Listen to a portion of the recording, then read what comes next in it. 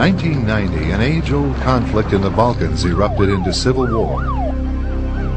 A multi-sided and complicated overseas struggle was packaged by the mainstream media as a tidy melodrama. The predominantly Christian Serbs were cast as the villains. A key maneuver employed to demonize them involved a photo shoot.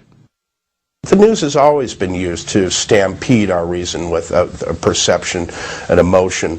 When you're talking about war, you get those heart-tugging appeals to pity in particular, and we've seen that again using images. Benjamin Works, president of the Strategic Issues Research Institute, is a military affairs analyst for Fox News and CNN.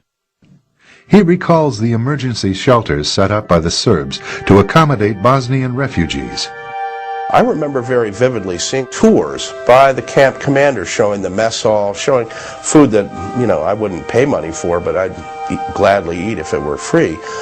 And yet this was turned into a sensational story about concentration camps. And the propaganda twist on that came out of both the electronic media and the newspapers and very glaring covers on Time magazine and such.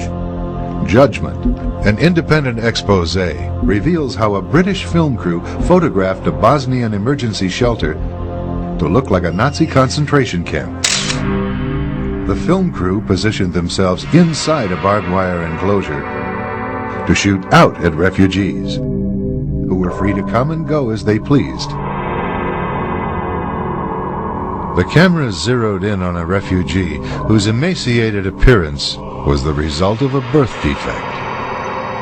And we found that all of these allegations of a concentration camp were really frauds perpetrated by the reporters, and in fact, at least one, Roy Gutman, won a Pulitzer Prize for this kind of fabrication.